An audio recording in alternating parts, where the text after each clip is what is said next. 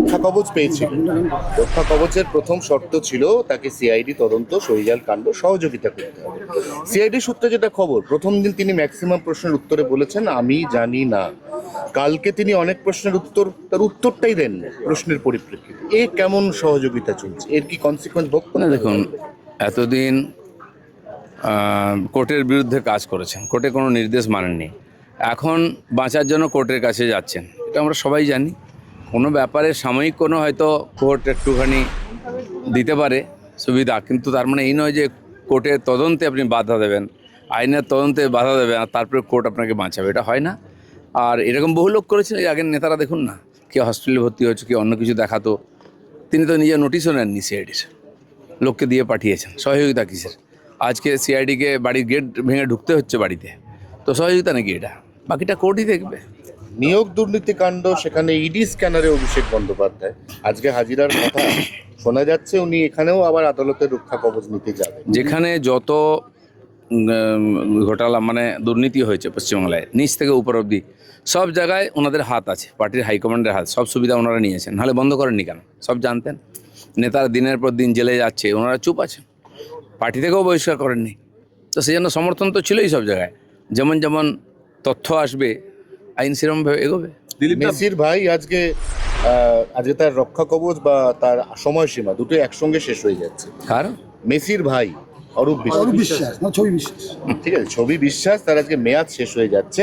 আজকে যদি তিনি না যান, তিনবার তিনি হাজিরা এড়িয়েছেন, তিনি না যান, দেখুন, একজন নেতাকে নিয়ে আলোচনা করতে গেলে দিন কেটে যাবে। এরা যা অপরাধ করেছে, যা অপমান করেছে লোককে, আর বাংলা যে বদনাম করেছে, সাধারণ মানুষের দিন মুখ বন্ধ করেছিল, এখন তারা কমপ্লেন করতে আরম্ভ করেছেন, তার তদন্ত হচ্ছে। আর বাকি কিভাবে ডিমের দাম বাড়ছে আপনারা দেখছেন। আর এটা চিন্তার বিষয় আছে, কমপক্ষে মানুষ ক্ষোভটা ডিমের উপর দিয়ে দাঁড়াচ্ছে। যদি ইট পাটকেল নিত, ইটের দাম বেড়ে যেত। এনসিপিআই দলটা 4 বছর আগেই তৈরি হয়ে গেছিল। তার মানে যারা আজকে 22 জন এই দল ছাড়লো, তার মানে তারা আগে থেকে তাদের ব্যাকআপ ঠিক করেই রেখেছিল। কাদের নিয়ে বসবাস করছিলেন? মমতা ব্যানার্জি। পশ্চিমবাংলায় যে যা করছিল খালি বাধ্য হয়ে করছে, দুজন ছাড়া।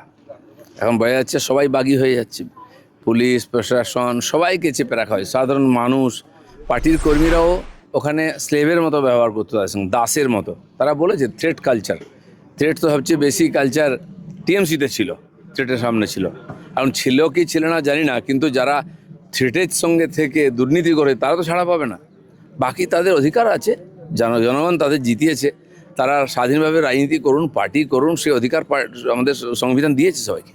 ভারতবর্ষের রাজনীতির ইতিহাসে জাহাঙ্গীর খান হচ্ছেন একমাত্র প্রার্থী যিনি ভোটের পর, ফল ঘোষণার পর প্রতিদিন রোড শো করছেন।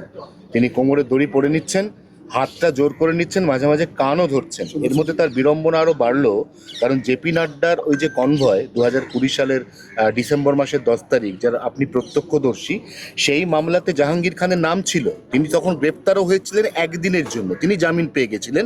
কেসটা রিওপেন হচ্ছে। এরকম বহু কেস আছে, রিওপেন হবে। কারণ ওই দিন যে ধরনের ভয়ঙ্কর আক্রমণ হয়েছিল, আমিও মাননীয় নাড্ডাজির গাড়িতেই ছিলাম। ওটা যদি বুলেট প্রুফ গাড়ি না হতো তো বাঁচা মুশকিল ছিল আমাদের। 2,000 লোক ঘিরে, তার থেকে ইট পাটকেল ডান্ডা দিয়ে মারছে, তার মাঝখানে কতগুলো গাড়ি ভাঙলো। তো এরা আমরা দেখতাম সাধারণ মানুষের যেন আইনের উপর থেকে ভরসায় উঠে গেছিলো, পুলিশের উপর থেকে ভরসায় উঠে গেছিলো। কমপক্ষে সেটা ফিরিয়ে আনা হোক। দিলীপদা, বৈদ্যনাথ ঘোষ দস্তিদার, কাকলি ঘোষ দস্তিদারের ছেলে, তিনি মমতা ব্যানার্জির দেওয়া বিয়েবাড়ির উপহারটা পর্যন্ত পাঠিয়ে দিচ্ছেন। এ কি অবস্থা ভাবুন। দেখুন, সেই প্রাইজ রিহার্স গ্যাং হয়েছিল একবার, আমরা দেখেছিলাম। নেওয়ার সময় নিয়ে নেন, আবার নাটক করে ফেরত দেন। তখন নিয়েছিলেন কেন? যদি ওনার প্রতি এত আপনাদের ছিল, ঘৃণা ছিল, নেওয়া উচিত হয়নি? তাদের পদ, তাদের টিকিট, তাদের পয়সা সব নিয়ে মান সম্মান কামিয়েছেন। আজকে যারা প্রতিবাদ করছেন, তো সে অধিকার আছে আপনাদের বেরিয়ে আসার করার, কিন্তু এই ধরনের ড্রামা করা কি মানে? কুণাল ঘোষ বলেছেন সুদীপ বন্দ্যোপাধ্যায় নিজে পরচুলা পরেন আর তার বউ হচ্ছে চলতি ফিরতি বিউটি পার্লার। দেখুন, ব্যক্তিগতভাবে কাউকে আক্রমণ করা আমাদের রুচিতে বাধে। আমিও অনেককে বলেছি যখন তারা আমাকে অ্যাটাক করেছে। আজকে পার্টির মধ্যে ওদের এই ধরনের চুলটানাটানি হচ্ছে, আমি জানি না কোথাও অবধি যাবে এটা। পার্টির কালচারটাই সামনে আসে, হতাশায় লোকে অনেক কিছু বলছেন, করছেন। আমাদের কর্মীদের মেরে ঝুলিয়ে দেওয়া হতো, তৎকালীন টিএমসির নেতারা ববি হাকিম, কুণাল ঘোষরা বলতেন বিজেপি লোকের হতাশায় সুসাইড করছে। আজ হতাশা কাকে বলে দেখুন। তৃণমূলের অন্দরের বৈঠক, আমি জানি আপনি অন্দরের বৈঠক নিয়ে কথা বলবেন না, তবু অভিষেক বন্দ্যোপাধ্যায় আর কুণাল ঘোষের মধ্যে বারবার ঝগড়া লেগে যাচ্ছে। আমি জানি না কেন ঝগড়া হচ্ছে, কার সঙ্গে ঝগড়া, দুজনেই মহামন্ত্রী। আমরা এর আগে পার্থবাবু কুণালবাবুর ঝগড়াও দেখেছি, কল্যাণবাবুর সঙ্গে অন্যান্যদের এমপিদের সঙ্গে ঝগড়া দেখেছি। এটাই বোধহয় ওই পার্টির কালচার, ঝগড়া করা, গালাগালি করা, মুখে যা আসে যাকে ইচ্ছা বলে দেওয়া। এটার বিসর্জন হওয়া খুব দরকার আছে। কুরুক্ষেত্রের যুদ্ধের পরে যদু বংশ নিজেরা নিজেদের মধ্যে সংঘাতে শেষ হয়ে গিয়েছিল। এই যে কুরুক্ষেত্রের যুদ্ধ 26-এ হলো, যার ফল আমরা 4 তারিখ দেখলাম, এবার কি গোটা তৃণমূল কংগ্রেস দলটা যদু বংশের মতো হয়ে যাবে? এই যে যদুবংশ ধ্বংস হয়েছিল যে পদ্ধতি, সেটাকে মুসল পর্ব বলা হয়।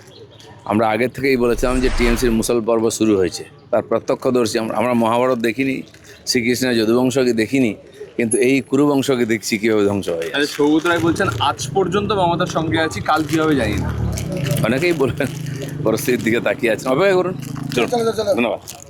কি হিন্দি নিবি?